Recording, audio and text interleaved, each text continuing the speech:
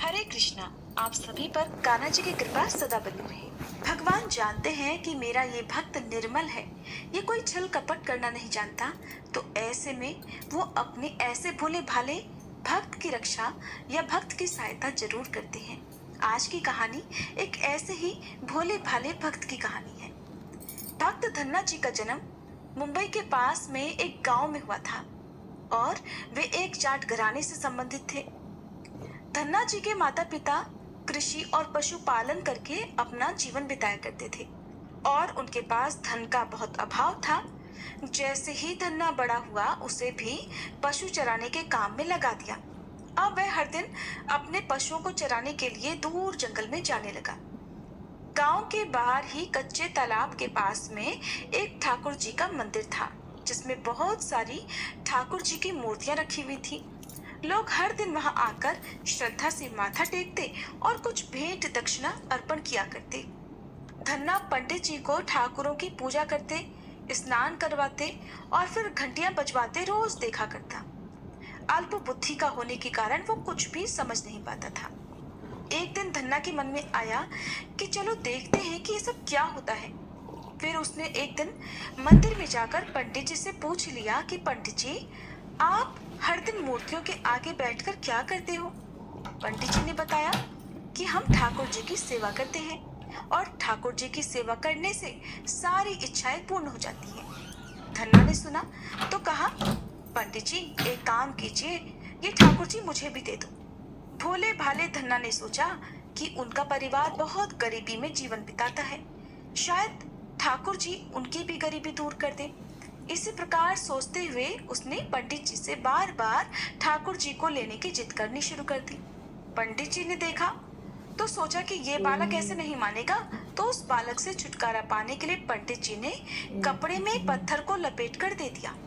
घर जाकर धन्ना ने पत्थर को ही ठाकुर समझकर उन्हें बड़े प्यार से स्नान कराया और फिर भोग लगाने के लिए कहने लगा। जब धन्ना ने देखा कि ठाकुर जी तो भोग ग्रहण ही नहीं कर रहे, तो वह उनसे बार बार प्रार्थना करने लगा। धन्ना ने ठाकुर जी के आगे कसम खाई कि ठाकुर जी, अगर आप नहीं खाएंगे तो मैं भी भूखा रहूंगा। मासूम धन्ना की ये जिद देखकर भगवान प्रकट हो गए और उसके द्वारा रखी गई लस्सी और रोटी का भोग लगा लिया। इस तरह धन्ना ने अपने भोलेपन में पूजा करने और साफ मन से पत्थर में भी भगवान को पा लिया। कुछ समय बीतने के बाद धन्ना को एक दिन लगा कि उसके माता पिता बूढ़े हो रहे हैं और वो अकेला नवयुवक था। उसे ख्याल आया कि ठाकुर जी की पूजा करके उन्हें प्रसन्न करके सब कुछ पाया जा सकता है, तो उसे ये भी जरूर करना होगा ताकि उसके घर की गरीबी दूर हो जाए और उनके घर में सुख आ जाए। ऐसा ही सोचकर वह एक बार फिर से ठाकुर जी के मंदिर में पंडित जी के पास गया और पंडित जी से ठाकुर जी को पाने की जिद करने लगा। पंडित जी ने पहले तो ठाकुर जी देने से मना कर दिया कि वो ठाकुर जी की पूजा अकेले नहीं कर पाएगा, और पंडित जी ने यह भी कहा कि दूसरा तुम अनपढ़ हो, तीसरा ये कि ठाकुर जी तो मंदिर के बिना कहीं भी नहीं रहते, इसलिए वो तुम्हारे घर जाकर प्रसन्न ही नहीं होंगे। इसलिए धन्ना तुम जिद मत करो और अपने खेतों की देखभाल करो। ब्राह्मण का धर्म है पूजा पाठ करना और जाट का काम है अनाज पैदा करना। पंडित जी की बात सुनकर धन्ना टस से मस नहीं हुआ और वो जिद करता रहा। जब वो जिद करता रहा तो अपनी पिटाई के डर से पंडित जी ने जो शालिग्राम जी के मंदिर में एक फालतू पत्थर पड़ा हुआ था उसी को उठाकर धन्ना को दे दिया और पूजा पाठ की विधि भी बता दी। ठाकुर जी को पाकर पूरी रात धन्ना को नींद नहीं आई। बेचैनी से करवटे बदलता हुआ पूरी रात सोचता रहा कि वो ठाकुर जी को ले तो आया है, अब ठाकुर जी को कैसे प्रसन्न करेगा और उनसे क्या क्या मांगेगा।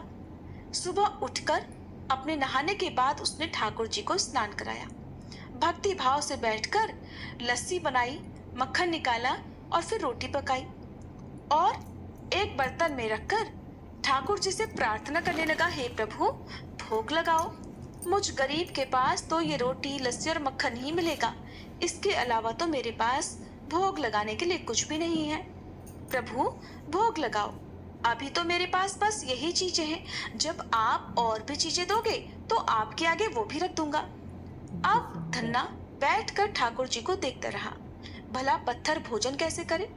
अब तक तो धन्ना ने मंदिर में यही देखा था कि पंडित जी ठाकुर जी को भोग लगाते थे और उसके कुछ देर बाद ही वो भोग सारा वहां से गायब हो जाता था। भोला भाला धन्ना सोचता था कि शायद ठाकुर जी ने सारा भोग ग्रहण कर लिया है, बल्कि होता ये था कि पंडित जी भोग का बहाना बनाकर सारी सामग्री अपने घर ले जाते थे।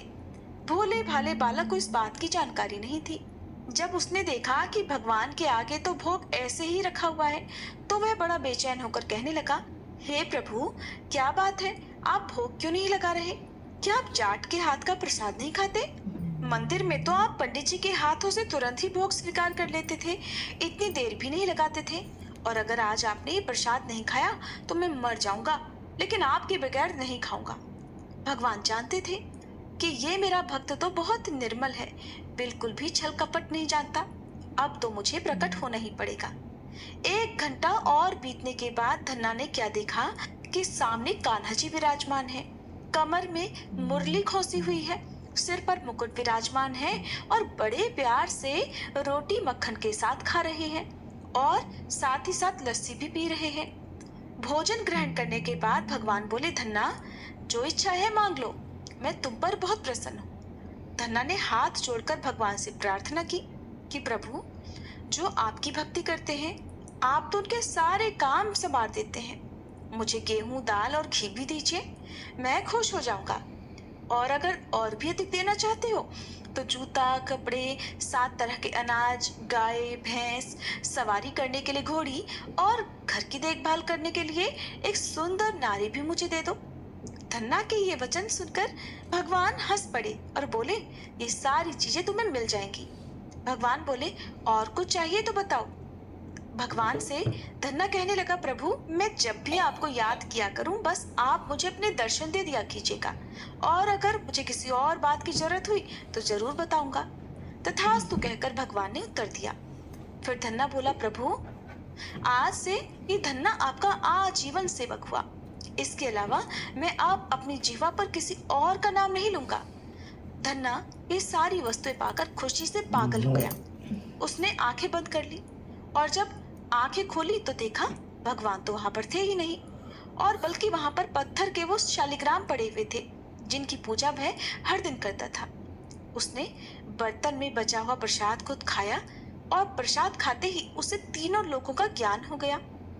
भगवान के दर्शनों के कुछ दिन बाद ही धन्ने के घर में सारी खुशी आ गई। उसका एक अमीर घराने में विवाह हो गया। उसकी बिना बोई भूमि पर भी फसल लहलहा गई। उसने जो जो चीज भगवान से मांगी थी वो सब कुछ मिल गई। इसी तरह से भगवान पर विश्वास रखकर, बिना छल कपट किए, मन में कोई द्वेष की भावना रखे बिना अगर भक्ति की जाए तो भगवान बिना कुछ मांगे भी बहुत कुछ दे देते हैं। भगवान जानते हैं कि उनके भक्त को कब, क्या और कितना देना है।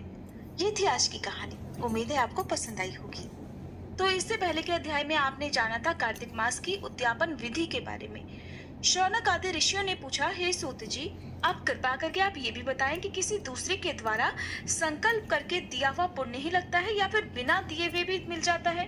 तब श्री सूत जी कहने लगे, हे ऋषियों, पाप और पुण्य दोनों बिना दिए हुए भी मिल जाते हैं। सतयुग में एक का किया हुआ पाप या फिर पुण्य कर्म सारे देश को, त्रेता युग में पूरे गांव को, द्वापर युग में पूरे कुल को मिलता था। परंतु इस घोर कलयुग में केवल पाप या पुण्य कर्म करने वाले को ही नहीं बल्कि उनके साथ जुड़े हुए लोगों को भी उनकी प्राप्ति हो जाती है। एक पात्र में साथ साथ भोजन करने वाले को पाप और पुण्य का आधा आधा भाग मिल जाता है। पापी के साथ मिलकर बैठकर भोजन करने वाले को भी उसका पाप लगता है। पुण्य कर्म करने वाले व्यक्ति के साथ मिलकर यदि भोजन किया जाए तो उसका पुण्य भी दूसरे को प्राप्त हो जाता है। दूसरे की निंदा करने वाले, सुनने वाले या फिर चिंतन करने वाले को भी बराबर पाप और पुण्य मिलता है। दूसरे का धन चुराकर दान देने वाला भी पाप का भागी हो जाता है। पाप या पुण्य का उपदेश करने वाले को छठा अंश प्राप्त होता है। प्रजा का छठा अंश राजा को प्राप्त होता है। इसी प्रकार शिष्य से गुरु, पिता से पुत्र और पत्नी से पति भी छठा अंश पाते हैं, चाहे वो पाप हो या पुण्य हो। परंतु पत्नी पति का आधा ही पुण्य पाती है। इस प्रकार बिना दिए हुए भी एक दूसरे को पाप और पुण्य की प्राप्ति होती है। अब इस संबंध में हे ऋषियों, एक अत्यंत पुण्यदायी प्राचीन इतिहास सुनाता हूँ, आप सभी ध्यान पूर्वक सुनो। एक समय उज्जैनी नामक नगरी में धनेश्वर नाम का ब्राह्मणोचित कर्मों से रहित, यानी कि जो कर्म ब्राह्मणों के लिए बताए गए हैं वह उन कर्मों को करता ही नहीं था, उन सभी पुण्य कर्मों से रहित एक जुआरी, मदिरा पीने वाला, वेश्यागामी, रस कमल और खाल बेचने वाला अत्यंत पापी ब्राह्मण रहा करता था। वह सामान खरीदने और बेचने के उद्देश्य से कई नगरों में घूमता फिरता एक बार महिष्मती नगरी में गया और वहां पर एक मास तक ठहरा।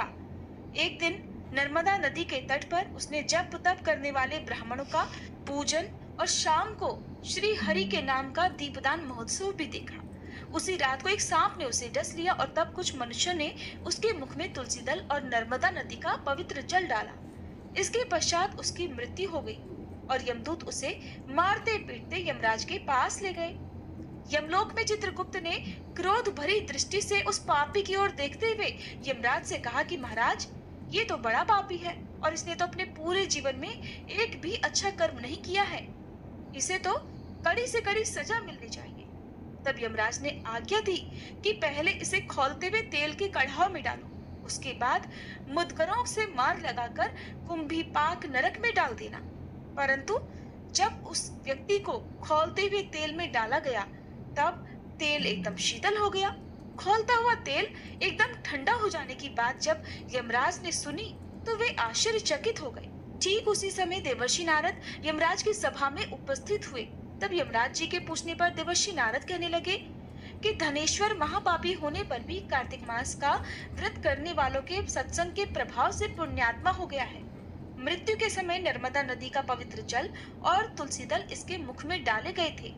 श्री हरि का नाम भी इसके कानों में पड़ा, बस इसी कारण इसके सारे पाप नष्ट हो गए हैं। यमराज जी को इतना बताकर देवर्षि नारद वहां से ब्रह्मलोक को चले गए। तब यमराज जी ने भी धनेश्वर को नरक की घोर यातना से मुक्त कर दिया।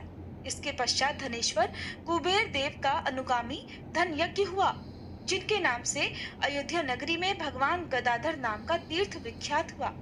सूत जी ने अंत में ऋषियों से कहा, हे ऋषियों, किसी इच्छा अथवा लालच से किया गया पाप गीला और कामना रहित पाप सूखा कहा जाता है। इस कार्तिक मास के व्रत के प्रभाव से मनुष्य द्वारा किए गए गीले तथा सूखे अर्थात सभी प्रकार के पाप नष्ट हो जाते हैं। हे श्रोताओ, उस परमपिता परमात्मा की कृपा से आज यह कार्तिक मास महात्म्य संपूर्ण हुआ। जो इसके अनुरूप आचरण करेगा वह तो जीवन में सभी सुख और जन्म में मोक्ष को प्राप्त होगा ही। श्रद्धा पूर्वक इस महात्म्य को पढ़ने, सुनने और सुनाने वाला भी असीम पुण्य फल को प्राप्त कर अंत समय में भगवान श्री हरि के बैकुंठ लोक को सिधारेगा। आज का अध्याय समाप्त हुआ। अगले अध्याय में आप जानेंगे तुलसी जी की महिमा के बारे में। आज से यानी कि देवउठान एकादशी के दिन से ही भीष्म पंचक व्रत यानी कि 5 दिनों तक चलने वाले व्रत, जिन्हें कार्तिक मास के पंच भिखु व्रत भी कहा जाता है। और जैसा कि मैंने आपको बहुत बार बताया कि जो लोग कार्तिक महीने में पूरे महीने नियम पालन ना कर पाते हो, कार्तिक स्नान ना कर पाते हो, किसी कारण से आपके व्रत छूट गए हो, ऐसे में आप देवउठान एकादशी से लेकर कार्तिक पूर्णिमा तक लगातार 5 दिन यदि उपवास रखते हैं तो उससे भी आपको पूरे महीने के उपवास का, पूरे महीने के नियम का पुण्य प्राप्त हो जाता है। एक बार गोकुल के पास के ही एक गांव में एक महिला रहा करती थी। उस महिला का नाम आनंदी बाई था। वह महिला देखने में इतनी कुरूप, इतनी भद्दी थी कि लोग उसे देखते ही डर जाया करते थे। समय बीता तो गोकुल नगरी में उस महिला आनंदी बाई का विवाह हो गया। पहले के जमाने में लोग विवाह से पहले एक दूसरे को देख नहीं पाते थे, बिना देखे ही विवाह तय होता था और ठीक विवाह के बाद ही एक दूसरे को उन्हें देखने का अवसर प्राप्त होता था। लेकिन इस समय आधुनिक युग है, आधुनिक विचार के लोग हैं, तो अब ऐसा कुछ नहीं है, जमाना बदल रहा है। लेकिन ये कहानी तब की ही है। तो विवाह से पहले आनंदी बाई के पति ने भी उसे नहीं देखा था। अगर उसे पता होता तो शायद वह विवाह करता ही नहीं। विवाह के बाद जब उसके पति ने उसे देखा तो कुरूपता के कारण उसने उसे अपनी पत्नी के रूप में स्वीकार ही नहीं किया, उसे छोड़ दिया और दूसरा विवाह कर लिया। आनंदी बाई अपनी इस कुरूपता के कारण बहुत अपमानित हुई, बहुत दुखी हुई, लेकिन उसने इस अपमान को मन में दबा लिया और निश्चय किया कि अब तो मैं गोकुल को ही अपना ससुराल बनाऊंगी, क्योंकि हुआ तो विवाह उनका गोकुल में ही था। वह गोकुल छोड़कर नहीं जाना चाहती थी। अब आनंदीबाई अकेले ही गोकुल धाम में एक छोटे से कमरे में रहने लगी। आनंदीबाई उस छोटे से घर में ही कृष्ण भगवान का मंदिर बनाकर अब भक्ति में ही लीन रहने लगी। कान्हा जी की भक्ति में खूब मस्त रहती। सुबह शाम घर में विराजमान कान्हा जी की मूर्ति के साथ बातें किया करती। कान्हा जी कभी कभी रूठ जाते तो बड़ी मान मुनव्वल करती, उन्हें मना कर ही दम लेती। इस तरह से कान्हा जी और उस आनंदीबाई के बीच में संवाद चलता रहता और वह कान्हा जी के गुणगान ही गाया करती। पूरी तरह से उसने साधु संतों की तरह से जीवन बिताना शुरू कर दिया था। अब वह दिन भर गोकुल धाम में आने वाले साधु संतों की भी सेवा करने लगी और दिन भर सत्संग सुनती। और साधु संतों का संग तो बड़ी किस्मत से मिलता है। साधु संत की अगर वाणी आपके कानों में पड़ जाए तो कहते हैं कि उनसे भी हर प्रकार के पाप नष्ट हो जाते हैं। तो इसी तरह से आनंदीबाई का जो जीवन था वो साधु संतों की सेवा और कान्हा जी की भक्ति में बीतने लगा। दिन रात वह इसी तरह भक्ति में मगन रहने लगी। एक दिन की बात है, गोकुल धाम में गोपेश्वर नामक जगह पर भगवान श्री कृष्ण की लीला का आयोजन निश्चित किया गया। कान्हा जी की नगरी है, उनकी बाल लीलाओं का तो वहां पर आयोजन किया ही जाता था। तो इसके लिए उस जगह पर अलग अलग पात्रों का चयन हो रहा था। जब भी लीलाएं दर्शाई जाती हैं तो कई सारे पात्र उसमें भाग लेते हैं। अब संयोग से जब पात्रों का चयन हो रहा था तो उस समय आनंदीबाई भी वहां पर उपस्थित थी, या ये कह लीजिए जहां पर भी कान्हा जी के संबंध में कुछ भी लीलाएं होती थी तो वहां पर आनंदीबाई मौजूद हो ही जाती थी, वहां पहुंच ही जाती थी। तो अंत में जब कुब्जा नाम के पात्र की बात चली, अगर आपने कुब्जा के बारे में नहीं सुना है कि कान्हा जी की कहानी में या जो भगवान कृष्ण की लीलाएं हैं उसमें कुब्जा कौन थी, तो आप मुझे कमेंट करके जरूर बताइएगा। अगली वीडियो में मैं आपको कुब्जा की कथा भी सुनाने का प्रयास करूंगी। जब वहां की मंडली में कुब्जा नाम के पात्र की बात चली तब उस समय वहां पर आनंदी का पति अपनी दूसरी पत्नी और बच्चे के साथ वहीं पर उपस्थित था। उसने आनंदीबाई को देखा तो वहां पर मजाक उड़ाते हुए जितने भी वहां पर मंडली के लोग थे, सदस्य थे, उनके आगे ये प्रस्ताव रख दिया कि देखिए ये जो सामने महिला खड़ी है ये कुब्जा की भूमिका और उसका जो भी दृश्य है वो अच्छी से निभा सकती है, और मेरी बात मानो कुब्जा के पात्र के लिए तो यही बिल्कुल ठीक रहेगी, उसी से कहो कुब्जा की भूमिका निभाए। तो जो भी मंडली थी उन्होंने आनंदीबाई की ओर देखा और उसका चेहरा भी उन्होंने देखा। मंडली को आनंदीबाई का कुरूप चेहरा कुब्जा की भूमिका निभाने के लिए बहुत पसंद आ गया। और अब तो शायद आपने भी अंदाजा लगा ही लिया होगा कि भगवान श्री कृष्ण की लीला में कुब्जा नाम के पात्र की क्या भूमिका रही होगी, वो दिखने में कैसी होगी। जी हाँ, कुब्जा बहुत ही कुरूपा थी। तब जब उन्होंने आनंदीबाई से कुब्जा की भूमिका निभाने के लिए प्रार्थना की तो आनंदीबाई तो ये सोचकर ही बहुत खुश हो गई कि भगवान श्री कृष्ण की लीला में भूमिका निभाने का उसे अवसर मिल रहा है। वो किस बात से मना कर सकती थी भला। खुशी खुशी तैयार हो गई तो उसने कुब्जा की भूमिका निभाने के लिए हाँ बोल दिया। तुरंत ही हाँ बोल दिया, एक क्षण की भी देर नहीं लगाई। अब श्री कृष्ण का पात्र एक 8 वर्ष का बालक निभा रहा था। जैसे कि आपने रामलीला का मंचन देखा होगा, भगवान कृष्ण की लीलाओं का मंचन देखा होगा, बहुत सारे लोग होते हैं जो कि लीलाओं से संबंधित पात्र का अभिनय करते हैं। तो आनंदीबाई बहुत खुश हुई, घर आकर कान्हा जी की मूर्ति को निहारने लगी, उनके सामने बैठ गई और मन ही मन विचार करने लगी कि मेरा कन्हैया आएगा और मेरे पैर पर पैर रखेगा और मेरी ठोड़ी पकड़कर मुझे ऊपर देखने को कहेगा। अब क्या था, आनंदीबाई जो दृश्य दर्शाने वाली थी, जो अभिनय करने वाली थी, उसकी कल्पना में ही खो गई। मन ही मन विचार करने लगी, ऐसा लगा जैसे वो साक्षात कुब्जा ही हो और उसके कान्हा उसके सामने आकर खड़े होकर उसकी ठोड़ी पकड़कर उससे ऊपर देखने के लिए कह रहे हो। बड़ा सुंदर दृश्य था। आखिरकार श्री कृष्ण लीला को रंगमंच पर अभिनय करने का अब समय आ गया, और जब प्रभु की लीलाएं अपनी आंखों से देखने की बात हो तो भला लोग कहाँ पीछे हट सकते थे। बहुत भीड़ इकट्ठी हुई, बहुत सारे लोग कान्हा जी की लीला देखने के लिए एकत्रित हो गए। श्री कृष्ण जी की मथुरा गमन का प्रसंग चल रहा था। जब उन्होंने मथुरा जाने की तैयारी की थी, आप तो जानते ही हैं कि वो मथुरा क्यों गए थे, क्योंकि उन्हें कंस का वध जो करना था। तब नगर के राजमार्गों से श्री कृष्ण गुजर रहे थे कि रास्ते में उन्हें कुब्जा मिली।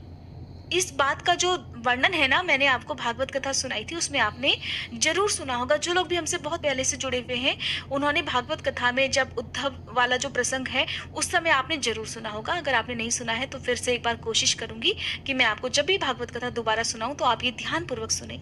बहुत विस्तार पूर्वक और बहुत ही खूबसूरत वर्णन है। तो जब नगर के राजमार्गों से श्री कृष्ण गुजर रहे थे तो सभी गोप गोपियां बहुत उदास थे, बहुत दुखी थे कि उनके कान्हा उन्हें छोड़कर मथुरा जा रहे हैं। वो तो एक क्षण के लिए भी उनका वियोग नहीं सह सकते थे। तभी रास्ते में उन्हें कुब्जा मिली।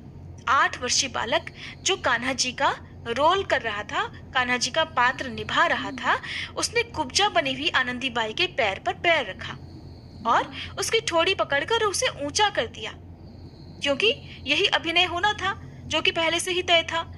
किंतु ये कैसा चमत्कार था।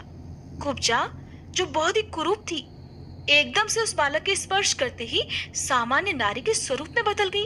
उसकी वो कुरूपता एक क्षण में ही दूर हो गई। वहां पर उपस्थित सभी लोगों ने इस दृश्य को अपनी आंखों से देखा था। हर कोई वहां पर हैरान था कि ऐसा कैसे संभव है। आनंदी बाई की कुरूपता का पता तो सभी को था, लेकिन देखते ही देखते उसकी कुरूपता तो बिल्कुल गायब हो चुकी थी। ये देखकर सभी लोग अपनी दांतों तली उंगली दबाने लगे। आनंदी बाई तो भाव विभोर होकर अपनी कान्हा की भक्ति में ही लीन थी। उसे कुछ भी सुध नहीं थी कि उसके साथ क्या हो गया है, बल्कि वह तो मन ही मन कान्हा जी से ही बात कर रही थी कि उसकी कान्हा जी ने उसकी ठोड़ी पकड़कर उसे ऊपर देखने के लिए कहा है। इन सब बातों से आनंदी बाई को कुछ भी फर्क नहीं पड़ रहा था। अब जब वह सुंदर हो गई, उसकी कुरूपता दूर हो गई, तब भी वह बिल्कुल पहले की तरह अपनी कान्हा जी की भक्ति में ही लीन रहा करती। कोई कुछ भी पूछता कि ऐसा चमत्कार कैसे हुआ, तुमने ऐसी कैसी भक्ति की, तो बस वह सभी को केवल एक ही उत्तर देती, मेरे कान्हा की लीला है, मेरे कान्हा ही जाने।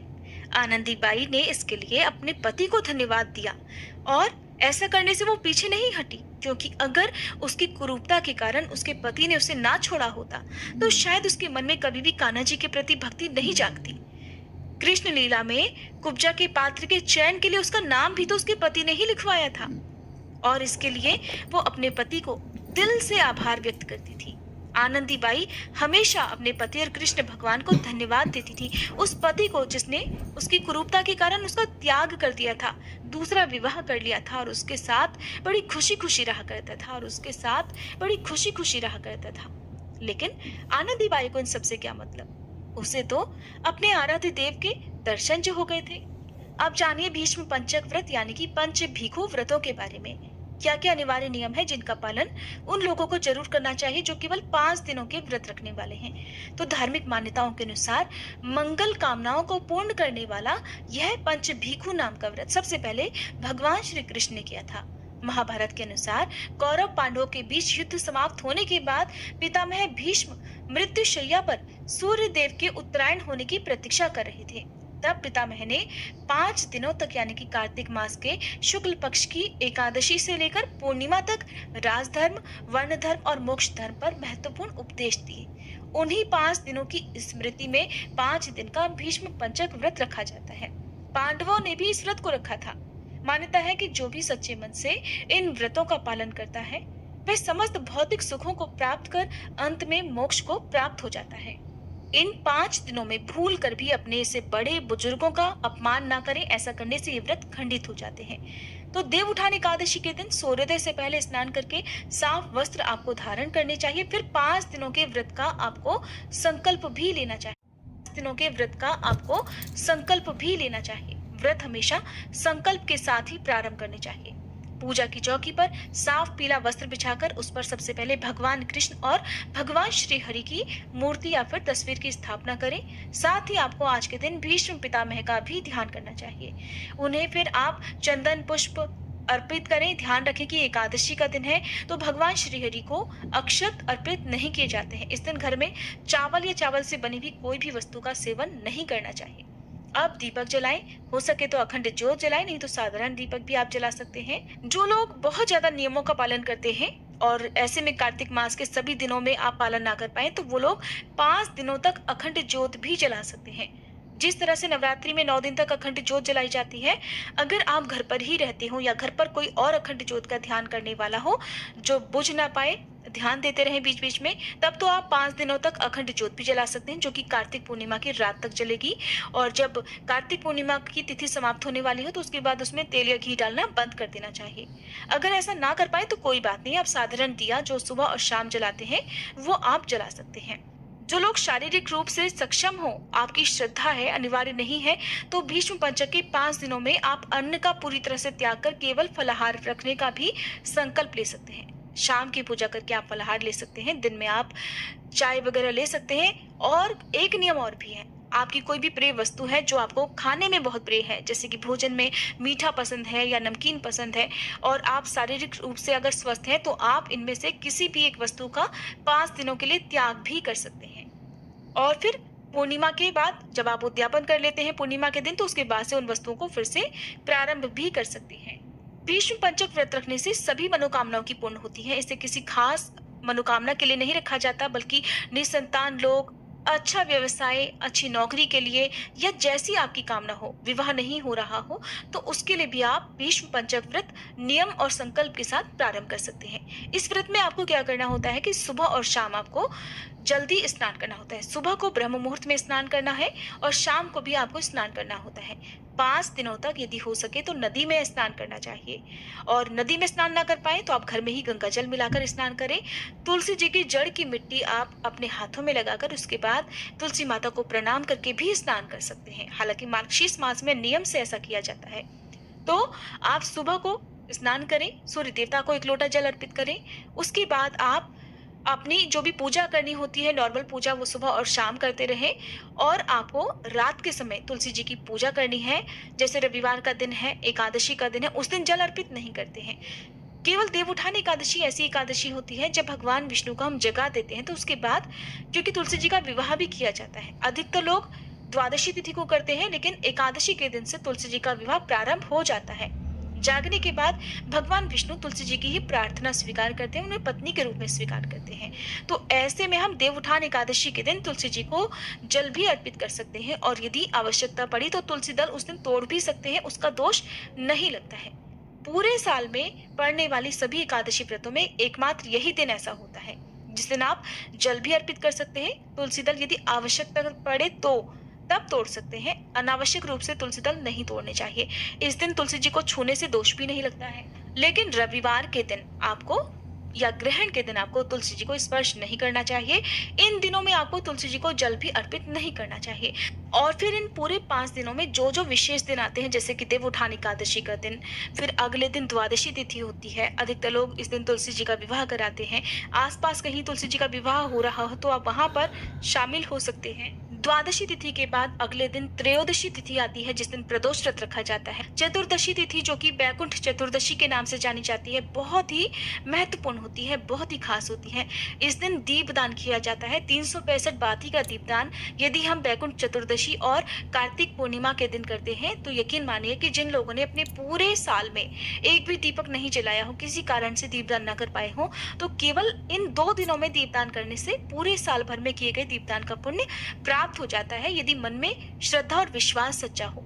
तो देखिए, इस तरह से आप क्या करेंगे कि सुबह और शाम पूजा करेंगे। शाम के समय यदि हो सके तो जो लोग तारा भोजन का संकल्प लेते हैं, तारा भोजन कर सकते हैं। तारा भोजन यानी कि शाम को जब आकाश में तारे दिखाई देने लगे तो तारों को अर्घ देकर उसके बाद शुद्ध सात्विक भोजन ग्रहण किया जाता है। इन 5 दिनों तक आप लहसुन प्याज का प्रयोग ना करें।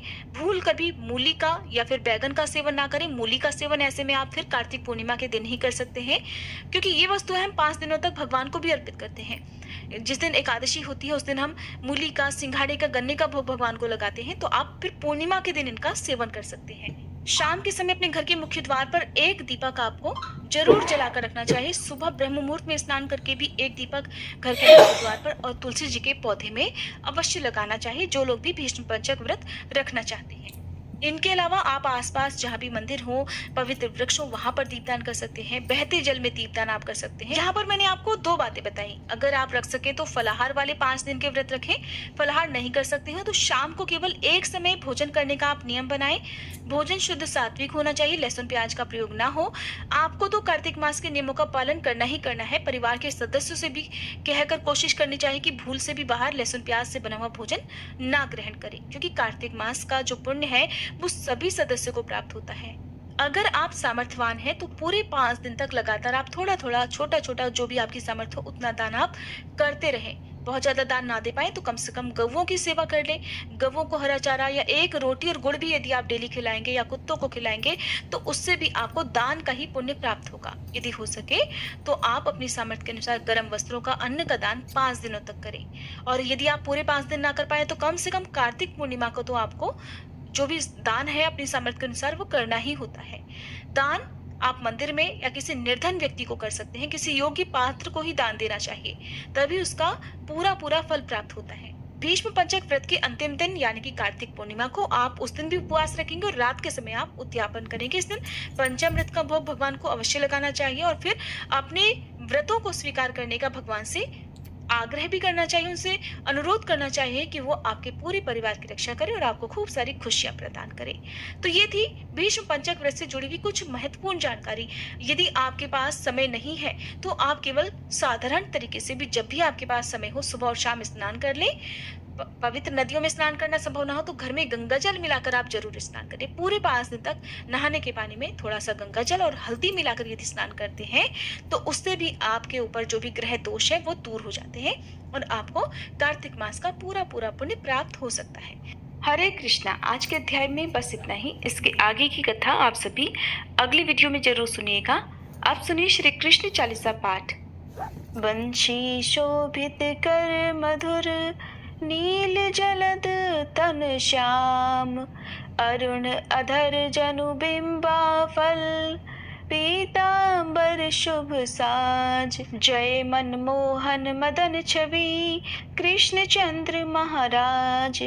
करहु कृपा हे रवि तनय, राखहु जन की लाज। जय यदुनंदन जय जगवंदन, जय वसुदेव देवकी नंदन।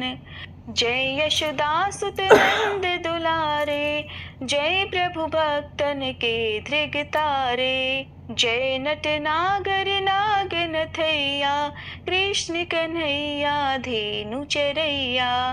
पुनि नख पर प्रभु गिरिवर धारो, आओ दीनन कष्ट निवारो। वंशी मधुर अधर धरि तेरी, होवे पूर्ण मनोरथ मेरो। आओ हरि पुनि माखन चाखो, आज लाज भारत की राखो।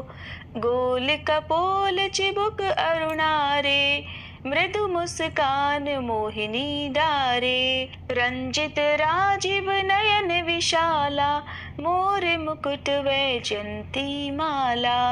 कुंडल श्रवण पीत पट आछे, कटी किंकणी काछन काछे। नील जलज सुंदर तन सोहे, छवि लखि सुर नर मुनि मन मोहे। मस्तक तिलक अलक घुंघराले, आओ कृष्ण बांसुरी वाले। करी पय पान पूत नहीं तार्यो, अका बका कागा सुर मार्यो।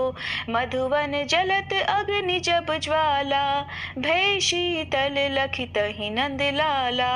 सुरपति जब ब्रिज चढ़ियो रिसाई, मसूर धार वारी वर्षाई। लगत लगत ब्रज चहन बहायो, गोवर्धन नख धारी बचायो।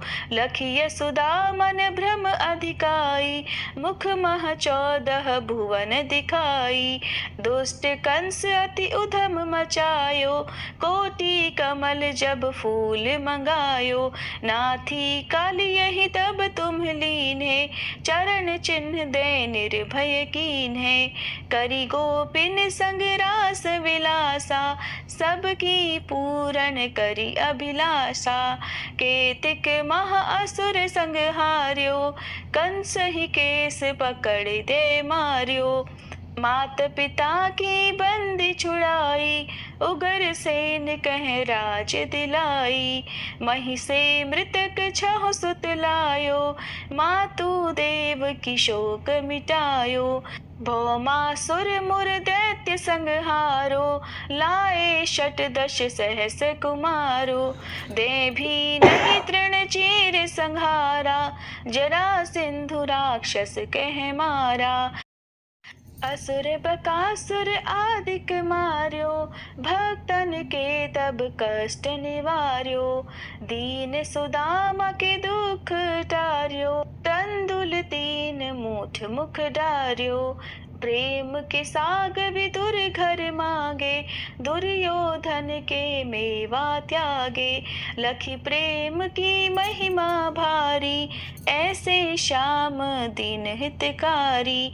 भारत के पारथ रथ हाके, लिए चक्र कर नहीं बल ताके। निज गीता के ज्ञान सुनाए, भक्तन हृदय सुधा वर्षाए। मीरा थी ऐसी मत वाली, विष भी गई बजा कर ताली। राना भेजा सांप पिटारी, शालिग्राम बने बनवारी। निज माया तुम विधि दिखायो, उरते संशय सकल मिटायो। तब शत निंदा करि तत्काला, जीवन मुक्त भयो शिशुपाला। जब ही द्रौपदी टेर लगाई, दीनानाथ लाज अब जाई। तुरत ही वसन बने नंदलाला, बढ़े चीर भय अरि मुँह काला। असनाथ के नाथ कन्हैया, डूबत भंवर बचावत नैया। सुंदर दास आस उरधारी, दया दृष्टि की जय बनवारी। नाथ सकल मम कुमति निवारो, क्षमहु बेगी अपराध हमारो। खोलो पट अब दर्शन दीजे, बोलो कृष्ण कन्हैया की जय। बोलो कृष्ण कन्हैया की जय, बोलो कृष्ण कन्हैया की जय।